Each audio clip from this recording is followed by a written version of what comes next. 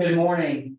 Thank you all for logging on this morning. This is the 5th of 5 virtual sessions on talent EVV. We're going to be talking about upward mobility today.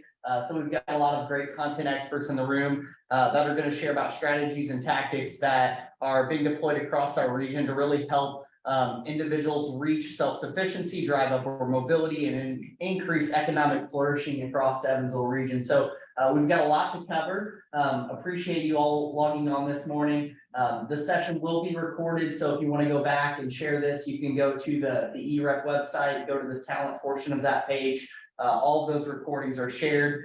Feel free to share that with your network. Again, hopefully this is a great opportunity for you to understand what's happening in the space of upward mobility and what content and strategies are being delivered in advance across our region. So thank you for logging on this morning. We're going to do some quick introductions, then we'll get started.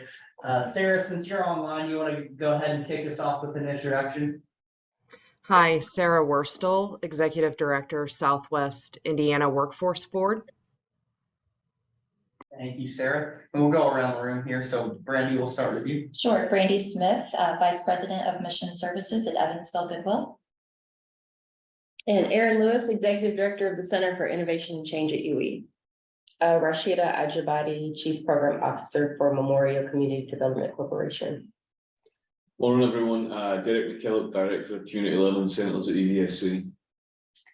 And I'm Christine Pryor with the City of Evansville's Department of Metropolitan Development. Amy Canterbury, CEO of United Way of Southwestern Indiana. And Amy Mandel, President of the United Way of Southwestern Indiana.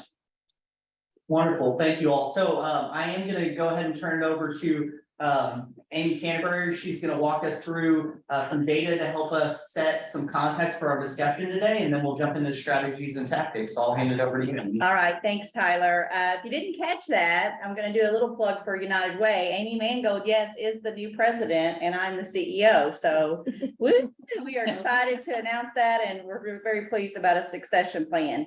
I just want to say from United Way's perspective, how honored we were to really be able to, we requested to convene leadership in this space. And because it really does go beyond our traditional grant making of United Way. And then allows us to kind of stretch our muscles in that collaborative work for the whole region. So upward mobility, the focus area is right there on your screen, and it's the capacity for individuals and families to improve their economic situation.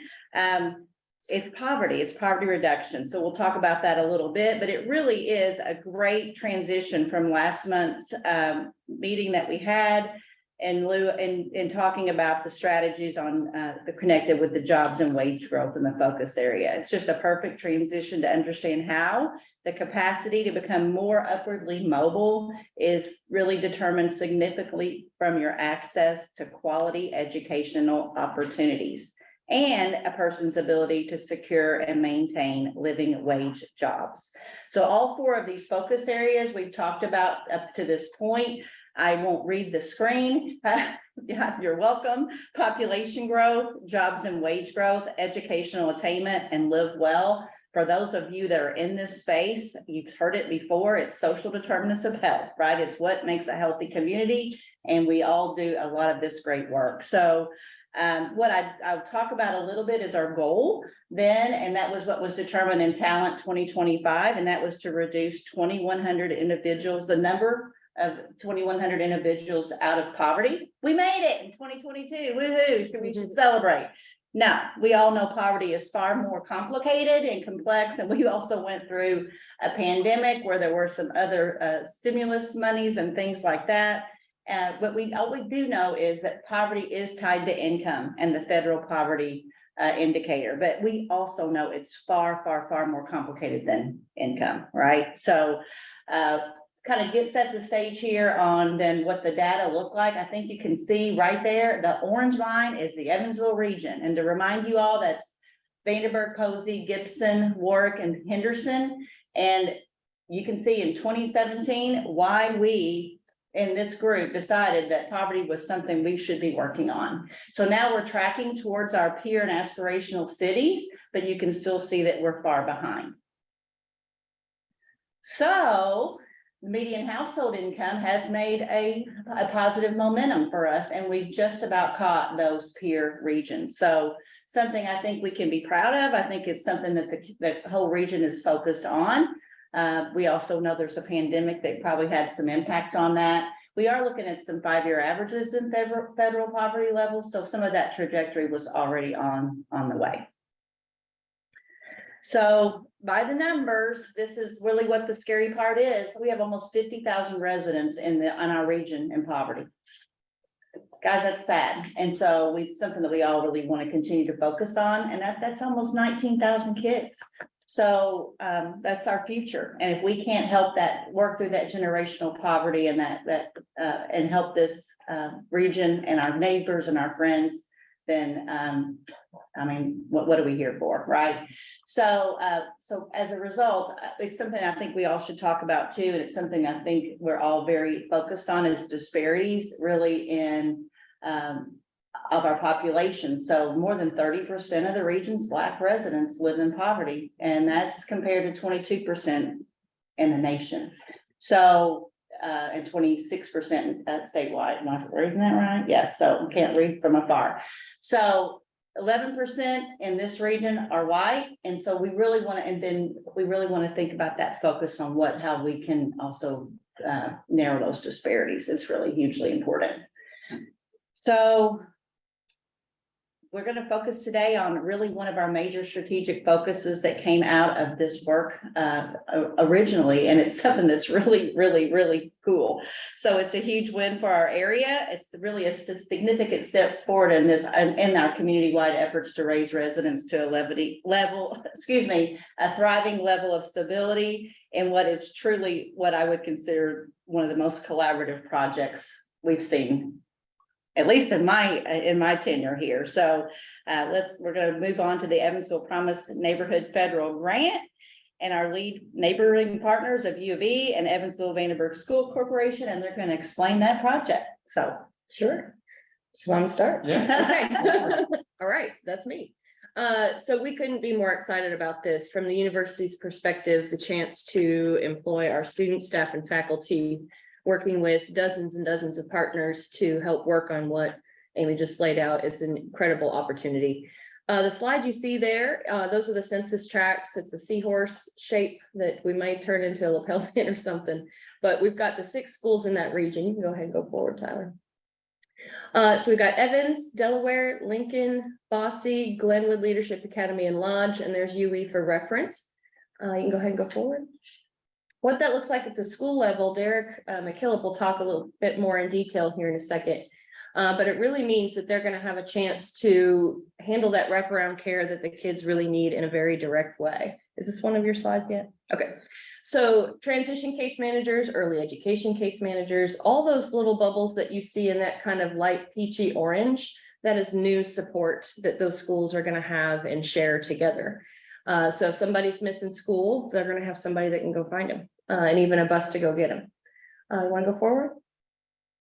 Obviously, none of this can happen without the partners. So we have the major partners working on this from a strategic level, but also the MOU partners. And I do want to point out that the University of Evansville is also one of those. So in addition to housing the grants and the full-time team that will be working on this, we will be doing our normal change-making work and deploying our students on behalf of the partners. So there's funding in there for change labs, in particular, a coordinator at each of the schools. So say there's a teacher who's been involved, say Bosse wants a rooftop garden, or Lincoln wants a walk to school program, or some kind of new playground or something. We'll have students that can help figure that out. Also on our math side, we have data students, the data analysis change lab, and they're really impressive students. They just did a project for the US Forest Service that analyzed more data than the lunar lander. So they've got some game. They'll get to partner with Deal Consulting and actually increase their skills about how do you do neighborhood level empathetic analysis of whether or not this is working. It's not going to be just surveys. There's going to be door-to-door campaigns, town halls, and more. So UE is going to be a partner in all of that. And then for the Sustainability Council, and Toyota just came on board. Thank you, Toyota. I haven't had a chance to update the graphic yet, but I did want to make sure they were included. You can go forward, Tyler. It's something I want to point out since it's a strategic asset for this region. These are the logos for the colleges who host Promise Neighborhood grants. There are dozens of others around the country that are partners in them. But if you want to go forward one, Tyler, there's only one that's both an Ashoka Changemaker campus and housing a Promise neighborhood, one in the whole country. Yeah, right. So we think that that is unique for our region. None of those other Promise neighborhood universities have students where it really is required for them to get out in the community and make a difference. So we hope that all the partners, the Sustainability Council, and our families that we're serving leverage that unique asset. Okay, cool. What that looks like, I'll just give you a quick example. This is Annie Kim. She's a biology major, but also the concert master for UE's orchestra. That's pretty typical of a UE student. They're well-rounded. She created a music education program for students with disabilities, and now they get to perform with the Philharmonic and the UE orchestra. That's a Change Lab. She gets class credit for doing that, and we'll be able to take that kind of thing into the neighborhood. Go ahead, Tyler. And I'm going to turn it over now to an actual expert in wraparound care. That would be Derek McKillop. Derek, you want to talk a little bit about what this looks like on the ground? Yeah, so the how we're gonna do, the what we're gonna do, that type of thing. So when we talk about wraparound care, it's a term that can be difficult to define. When I think about it, I look at the definition, and the most important part of that definition is individualized care, right? It's not a blanket approach, a blanket strategy.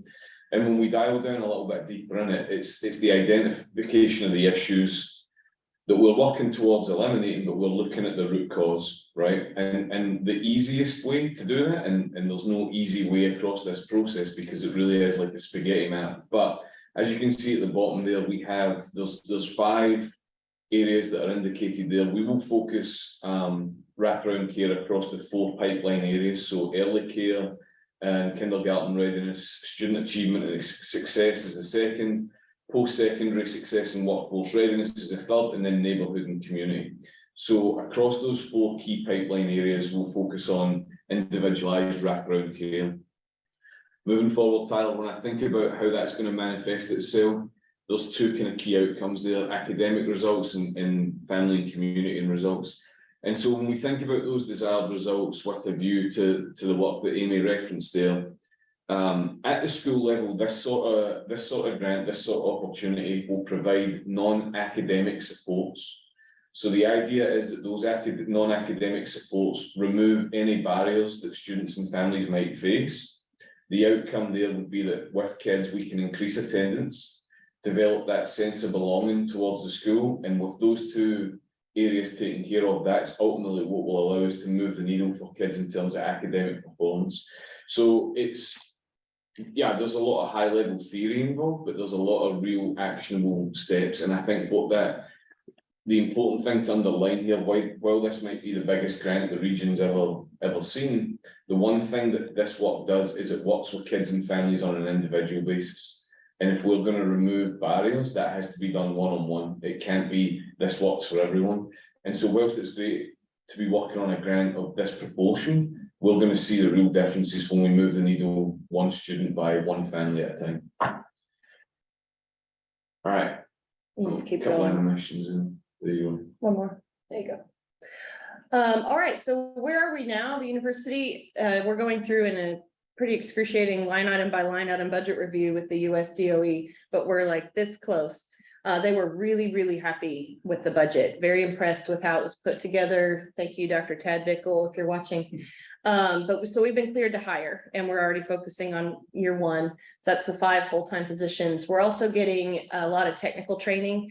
Eventually there will be a website where you can go, and anybody in the community can go and see how we're doing on this. All those indicators, that all that information is going to be fed into a system that the US DOE contracts with. People will be able to see it. And then we'll start our partner budget one-on-ones to develop those MOUs. The grant accountant will be arriving in a few weeks. And then, of course, then we start the outreach planning, talking to the families, the students, the partners. What does this really mean as the partners continue their work? If you want to learn more, everything's out there on the internet. You can just Google US Promise Neighborhoods and see and read the narratives for everybody who's ever received one. The ones that got one this year were UE, St. Louis, and Mississippi. I think we're on. So And we'll now turn it over to Christine Pryor, and she's gonna share a little bit about the House Initiative, here in Evansville. Okay, House is actually an acronym for Housing Organizations United Serving Evansville. They formed in about 2014 and it's a collaboration of housing organizations. I'm gonna go to the next one. And in 2019, we looked at collective impact to give us a more intentional method of approaching the housing issue. But of course, when the pandemic occurred, instead of looking at the issues proactively, we were responding to crisis. So in 2021, we did what is called a sprint report, and we answered a lot of questions about, what is affordable housing? So if someone is spending more than 30% of their income, gross income on housing, that means that it's not really affordable for them. And when we talk about housing, we also include utilities. So if their rent and utilities is over 30% of their income, they're housing burdened. We also then declared our problem statement. Basically, Evansville lacks sufficient habitable, affordable housing, and everyone in Evansville should have a place to call home. And we started working collectively on 5 key areas. We'll go to the next one. But we needed to first look at what were the needs. So every year, the city of Evansville does a housing needs assessment. And with that housing needs assessment, we break it down according to income in regards to who needs new housing units. Overall, the city of Evansville needs 6,000 new housing units. But when we looked at that, we thought, how is House going to be able to do that? And we decided that we were going to focus on those that were making less than $40,000 a year, because we decided that if they were making sufficient income, they would figure out their housing. But for those who didn't have sufficient income, it was going to be difficult for them to figure out their housing issues. So when we looked at the households that were in the 22 housing needs assessment that were making less than $38,000, there was a need for 462 new rental units and 457 for sale units, so around 900. That was more manageable for us. And it was really where the key organizations in-house were looking anyway. So we kind of looked at it, and we also looked at a certain target market, because looking at Evansville, we decided that the central submarket, which is basically between Garvin Park and the river, and between US 41 and Pigeon Creek, that area is what we consider the central submarket of Evansville. And all of the census tracts within that central submarket are low to moderate income, except for one. The one that is not is the downtown. So we looked at it that submarket had a high rate of poverty, that 35.4% of the households in the central submarket are actually at poverty level. So that was our target. While we aren't specifically resigned that we can only do projects in that was going to be our target area. And then another significant issue that's facing Evansville is our older housing stock. Almost 90% of the houses in the central submarket were built prior to 1970. Almost 60% were built prior to 1940. So that means 60% of the houses in the central submarket are 80 years old. So while they may be affordable to buy one of these units, when you start to look at the need for repairs and all of that, it becomes very expensive.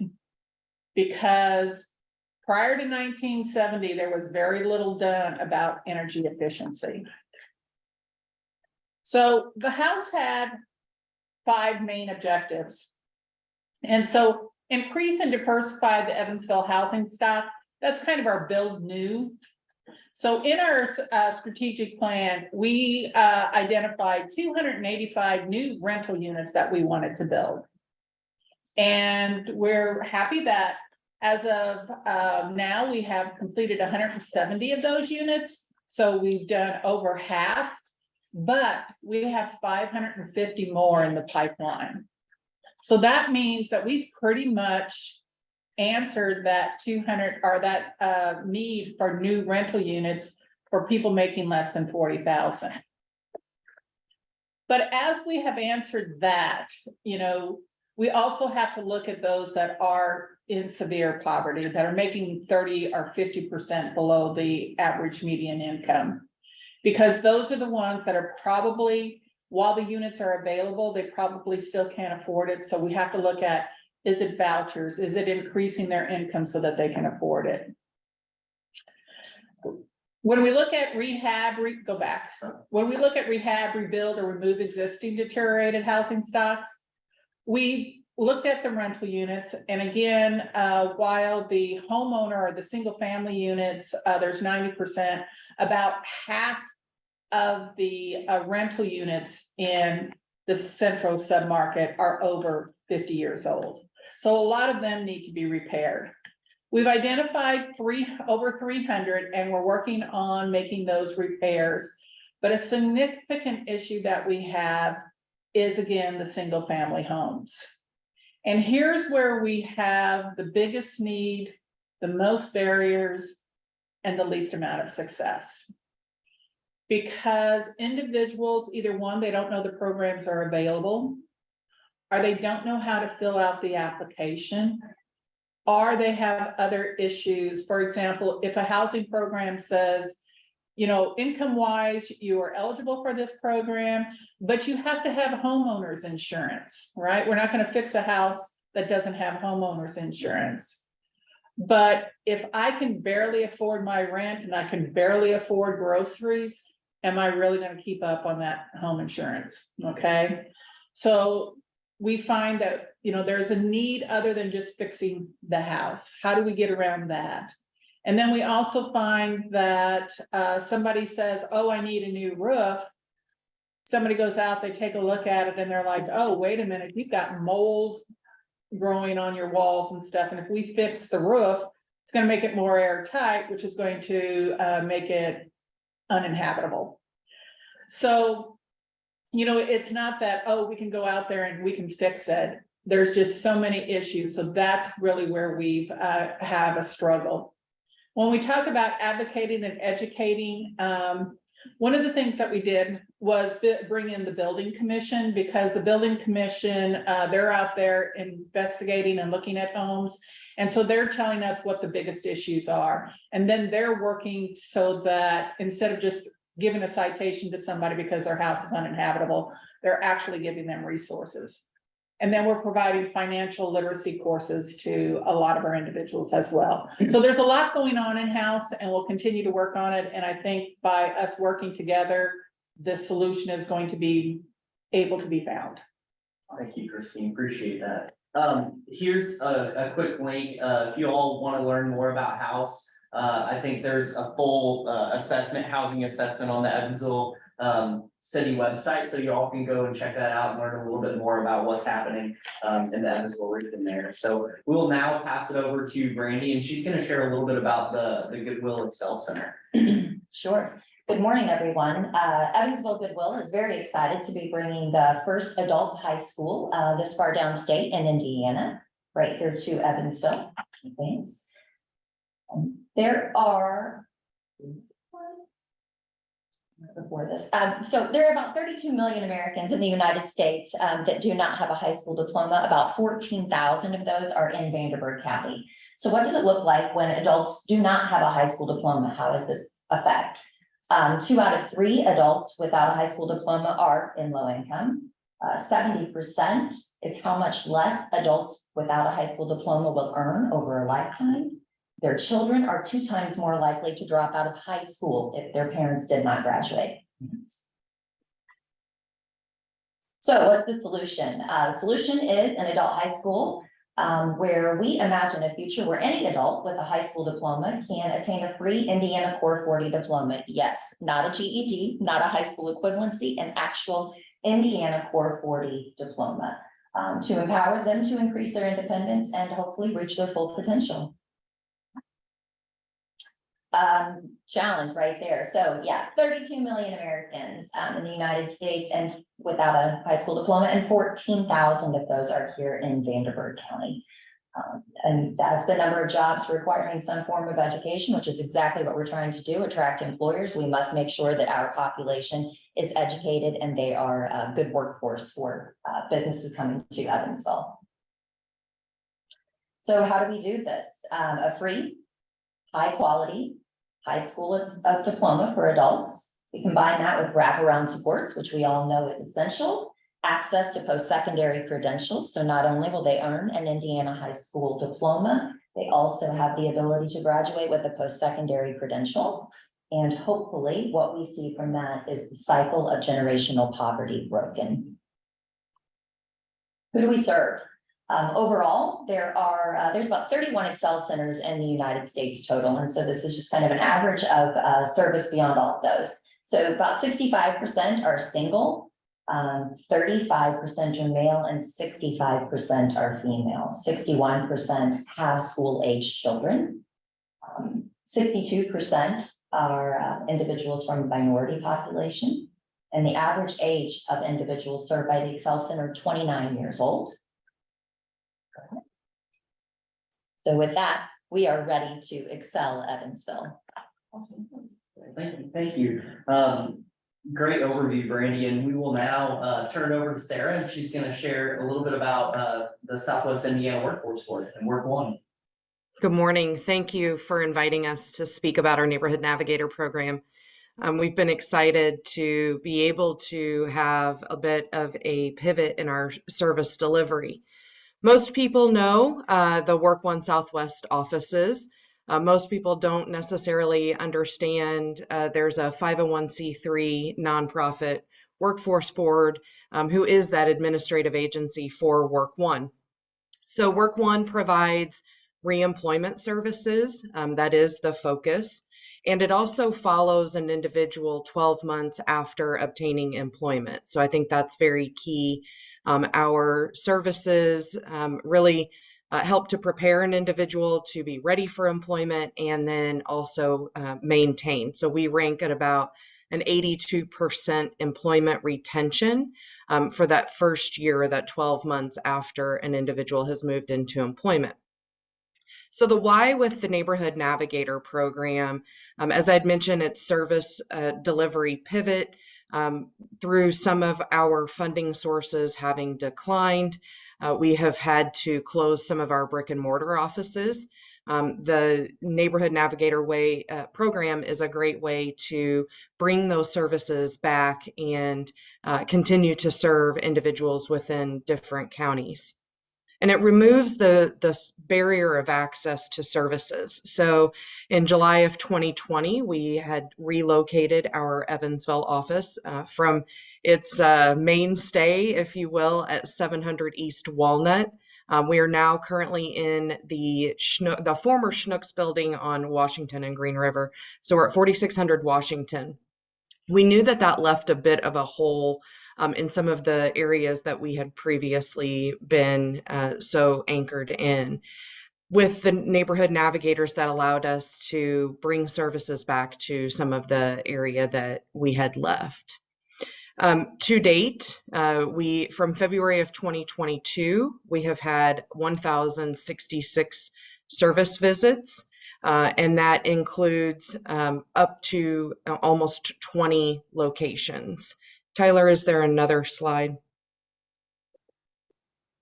Yeah. So we really can't do the Neighborhood Navigator or any of our services without our employer community. We do have a business services team that works directly with employers. I forgot to mention Southwest Indiana Workforce Board does cover a 9-county service area. So they're very engaged with employers within our community. And I think that is really the crux of what makes some of our services very valuable. So just a couple of quick success stories, and they've come more recently. And both are from our Neighborhood Navigator site, Potter's Wheel, which has been an incredible location. It is the most highly visited Neighborhood Navigator location. An individual had attended Job Club at Potter's Wheel and had expressed an interest that Alcoa was his dream job. He wanted to work at Alcoa. He had someone that he knew that had worked there. Our Neighborhood Navigator connected with our business services team who called Alcoa. The individual had lacked confidence that he knew he could physically perform the job. He just did not think that he could secure employment there. So our navigator worked to help build his confidence and to help through resume writing, mock interviewing, and then our navigator and our business team got on the phone with Alcoa's Human Resources Department, and that individual started on Monday. He's earning $29 an hour, so it's an incredible opportunity to be able to promote that. And then another story, again from Potter's Wheel. An individual, again, said his dream job was to work at WSI, Warehouse Services, and again, engaging our business team. The individual went to work there, needed a little bit of that self-confidence boost, and our navigator really helped to enforce that he knew he could do the job, he could perform the job. It's just getting through the mechanics of interviewing, being able to promote yourself, I think is a difficult piece too. So having the connection and building the trust and that relationship with the individual had been truly instrumental. He did go to work at WSI, and he is making $15 an hour. So that was, again, his dream job, and we worked very hard to help him to get through and employed at WSI.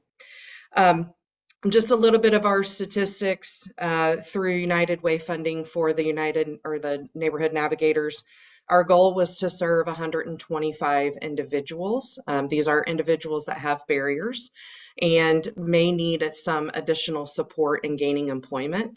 We're able to break down those barriers with some of our barrier busting vouchers and funding. We have actually served 159 individuals, so we've surpassed our goal. Those entering into new employment, our goal was 75, and as of May of 2023, we were at 65. So we just need a little bump to get there. And a lot of the individuals that we've worked with, as I'd mentioned, do have additional barriers that we do not only use our barrier busting funding for, but also provide that wraparound care, which is incredibly instrumental in helping individuals out of poverty. Sarah, that was a great overview and sounds like some great success stories. So thank you for sharing that. Thank you. Yeah, absolutely. We'll keep moving.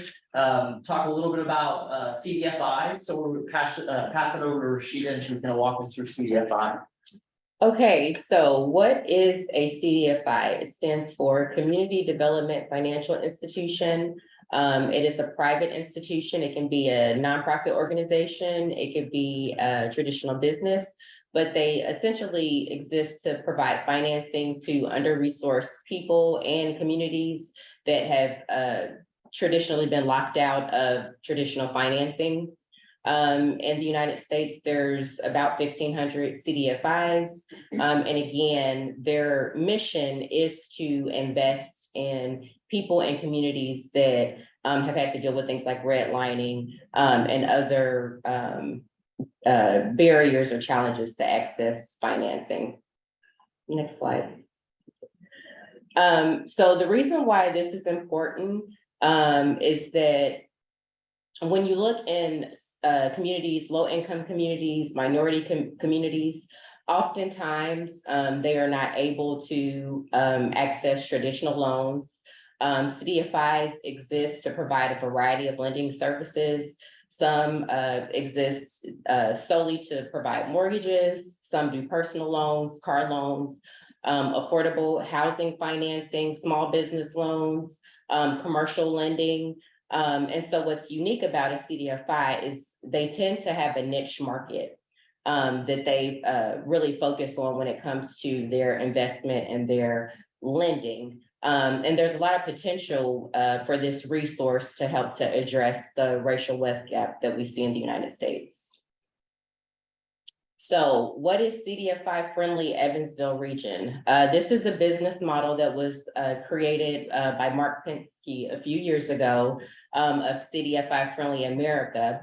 And with this model, instead of communities trying to start their own CDFI, the goal is to create an intermediary organization that can connect CDFIs across the US and across the region to your community.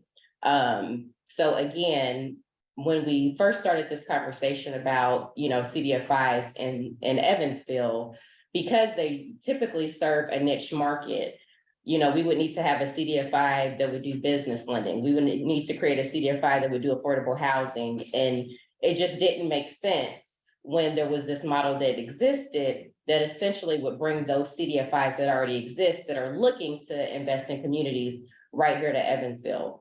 So that's the initiative that we're working on. There's the Southwest region that's included, the Evansville MSA area, as well as some counties in Southern Illinois. So again, how does this improve upward mobility?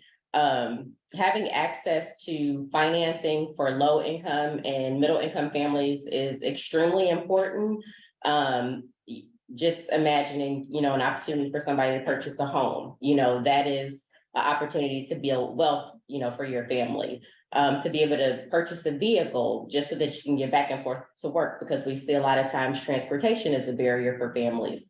And even when it comes to things like short-term loans, there are CDFIs that exist that provide those, short-term loans in case of emergencies and things like that, so that a family doesn't have to rely on, the predatory options that are available, like payday lending.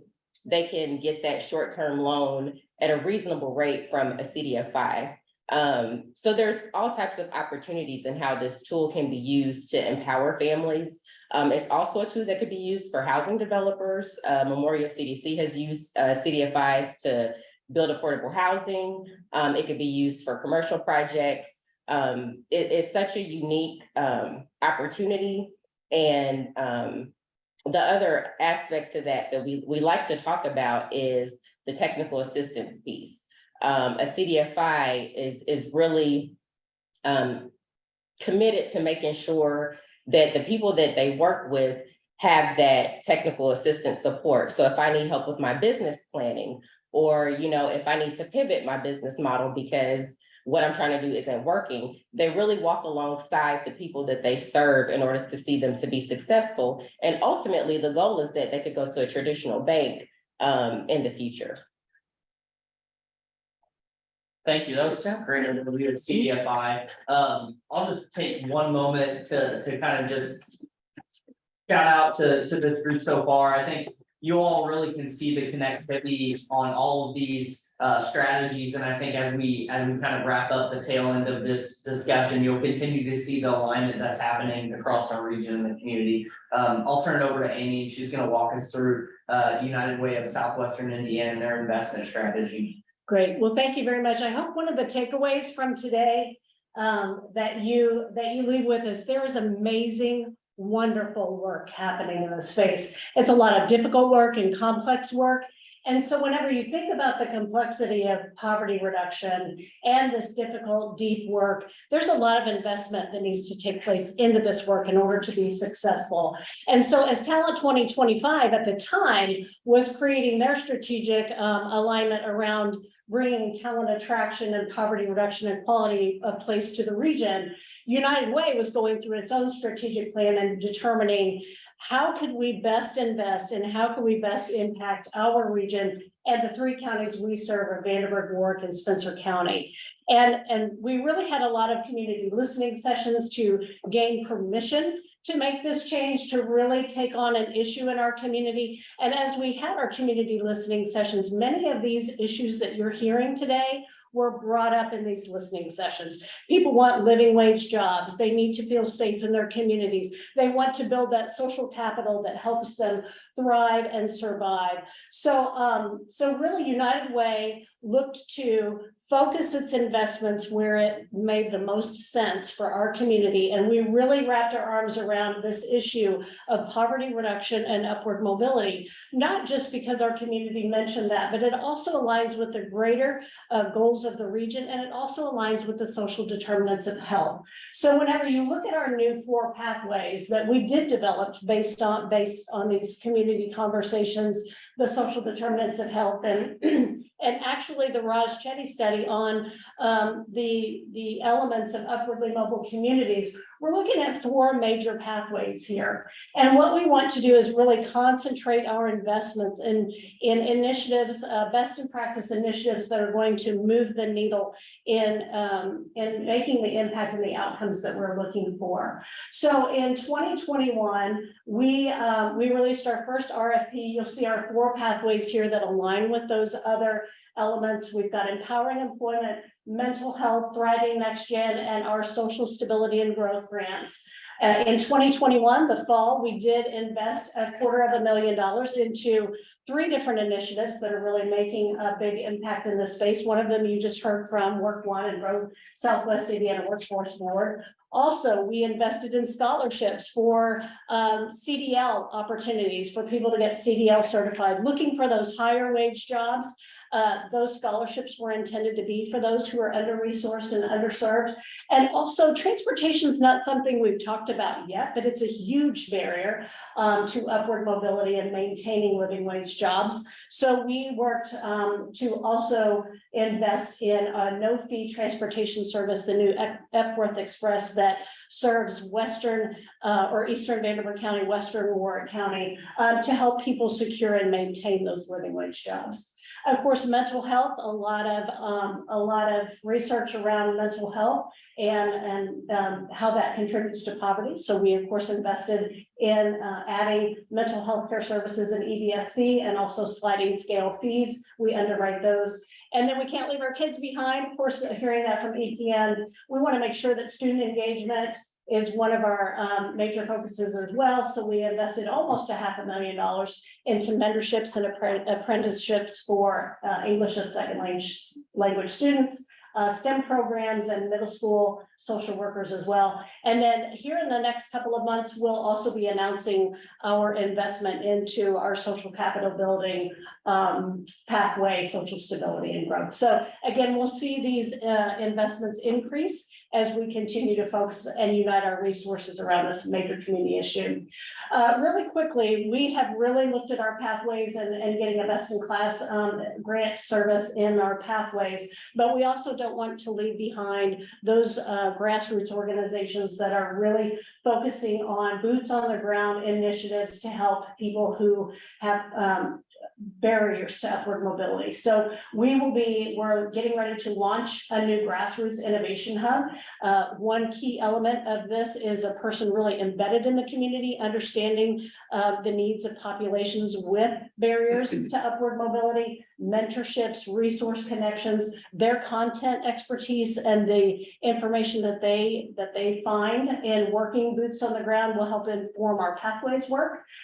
This is a complement to our pathways work. It's just addressing a gap that exists in the funding stream for these grassroots initiatives. So not only will we be engaging with those communities with barriers to upward mobility, but we'll also be making some micro grants to groups and organizations that are really looking to address those needs. And this will be really focusing on a trust-based grants management, trust-based philanthropy model, knowing that if you're serving individuals with barriers to upward mobility, these small groups might have barriers to these large grants. So we want to eliminate those barriers in order to access that funding. So very excited. Stay tuned for more around our grassroots innovation hub because more to come in the fall as well.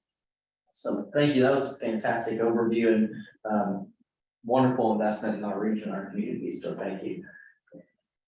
We'll talk just a little bit about Alice. Of course, we talk about poverty reduction, but we can't leave those behind who are working, who are just getting by. And Alice is asset limited, income constrained, but employed. So we're essentially talking about those who are working 2 jobs and are still under resourced and cannot meet a household survival budget. So our United Ways around the country do this Alice index. And what we're kind of looking at as Amy mentioned, coming out of the pandemic and coming through the pandemic, we saw that Alice was one of the populations that were hit the hardest. They are our essential workers. And there were some competing forces at play. So we had remote workers and essential workers often can't work remote. But we had wage increases, which we saw growth there. But then we had high health costs and many had to exit the workforce because of childcare issues. So these are some of the issues that are not only affecting those who are in poverty, but we don't want to just get people out of poverty. We want to raise them through poverty, self-sufficiency, and to a thriving level of stability. So our Alice population is another population that we really want to focus on assisting and getting them to that thriving level of stability. So when we talk about Alice, we know our federal poverty level, but Alice actually works off the household survival budget. So federal poverty level does not reflect the cost of living differences across the United States. We're really looking at what does it take for your household to survive based on the composition of your household, where you live, what your wages are, things like that. So whenever we talk about Alice numbers, these are based on household budgets for our region.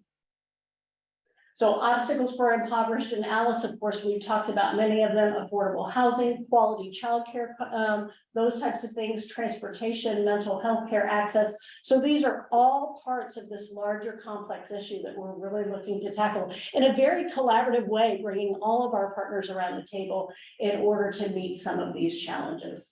So what does Alice look like in our region now, based off the 2021 report? Vanderburgh County, we have 27% of our residents in Vanderburgh County who are not meeting federal poverty level standards, but still cannot meet a basic household survival budget. 22% in Warwick County, 25% in Gibson County, and 23% in Posey County. Unfortunately, we do not have the Alice data for our Henderson County partners because Kentucky does not participate in that.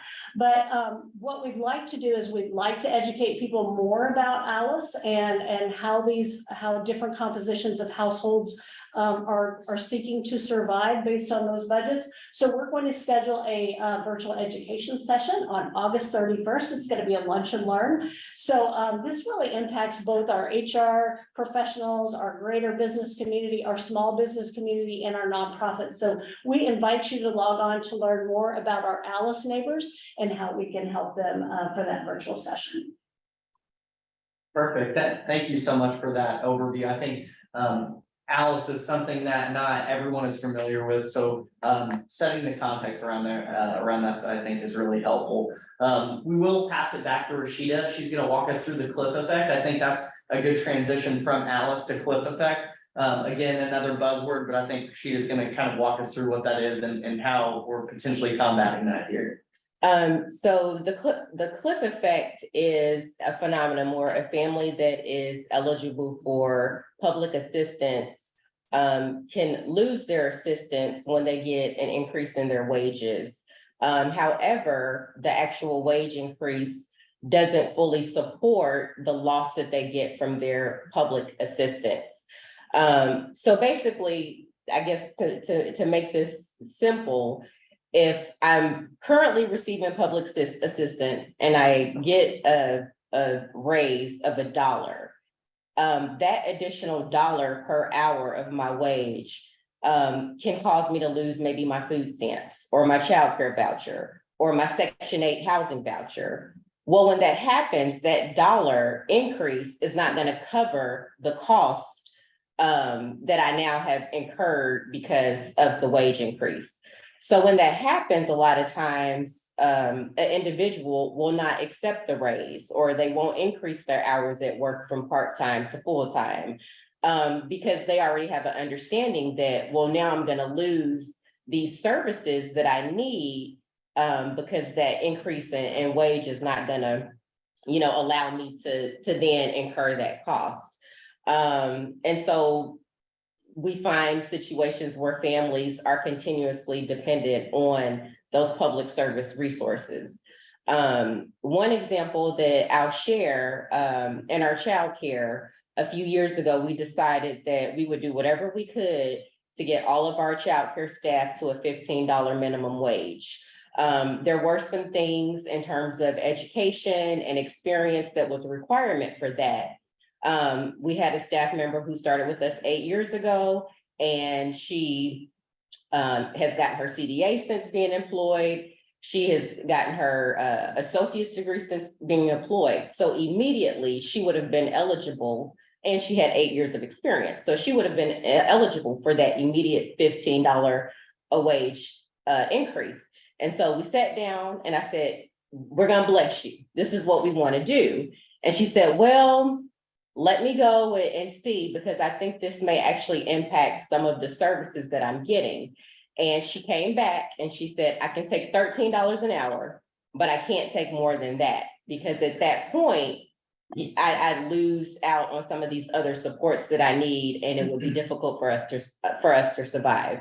So we see things like that all the time. One of the things that Memorial strives to do through our programs is, when people do make that progression in terms of professional development and they get those wage increases, we don't penalize them for that. So for example, if you live in our housing and you are eligible for a rental unit and you're paying $500 a month, if you get a raise at work, we're not going to come back and say, oh, well, now you need to give us $525. The only time your rent increases is if there's a rental increase across the board for all the units. There's a success story behind that. We have a resident who moved out last year, and she came back. She lived in our housing for 15 years. She had 2 children. They were employed by our youth employment program. We've had situations where kids couldn't keep their jobs during the summer because the parents would come back and say, well, now we have to report this and we're going to lose our benefits. So her kids were able to work in our youth employment program. She lived in our housing for 15 years while she got her degree, secured a really good job in the healthcare field. And she moved out and she built a house from the ground up. And so she came back and she said, had it not been for you all's support, my kids having the opportunity to work, and my rent being affordable over this period of time, I would not be where I am today. So there are agencies and people out there that really are trying to help those families that want to elevate and want to improve their lives without having this backlash of things like cliff effect.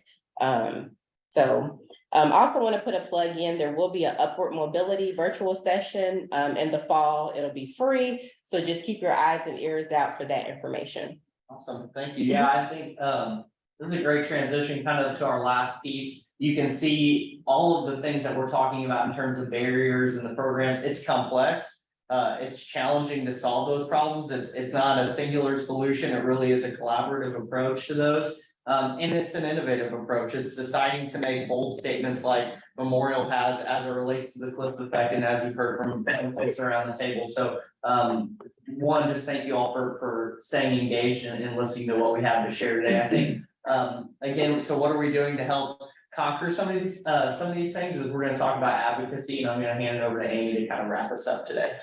Well, as you mentioned, Tyler, we've got a lot of investment and a lot of initiatives, but in order to make structural change and really policy change, long-term and deep change, we really need to do legislative advocacy. And there have been a lot of collaborative community partners that are working either locally, at the state, and also federally to really move the needle on some structural change that will make a big, deep impact in these areas. So a couple of wins, 21st Century Scholars. Now there is automatic enrollment for eligible students for 21st Century Scholars. They can opt out, but many times people with barriers weren't even aware of the program. So now that we have this automatic enrollment, that's going to be an amazing benefit for people who in the past have not been aware of this.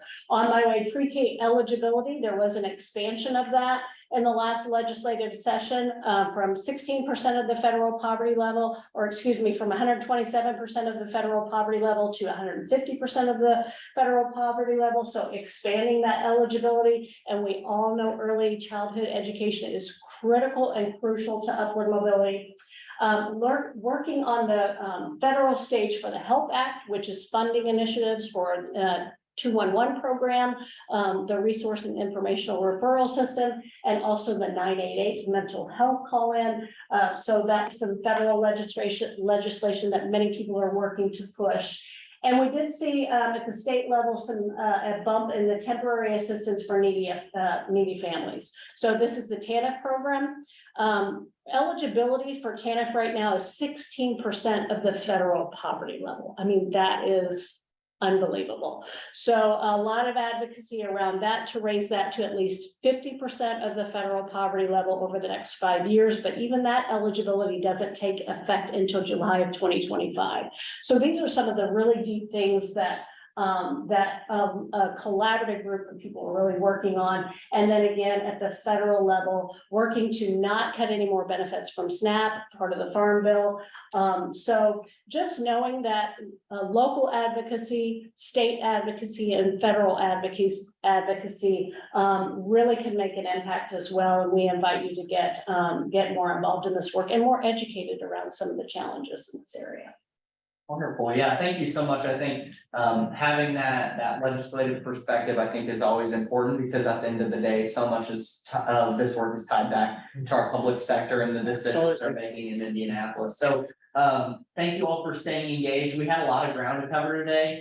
We recognize that some of this is complex and we need to dive in deeper in some of these areas. That said, we've already got some great educational opportunities on the horizon, so be on the lookout. We're going to have more information around ALICE, cliff effect, an opportunity to engage and learn more about CDFI. So this work has a lot of momentum behind it, and we've got a lot of collaboration and community partners investing in the people, which is fantastic. So if you have questions, please reach out, follow up. I know we didn't have a whole lot of time today for any Q&A, but we do want to hear from you. So please feel free to reach out directly to me. You can find my contact information on the UREC website. Feel free to reach out to folks at United Your Way or anyone that you heard from the call today. So again, thank you all, and hope you have a great week.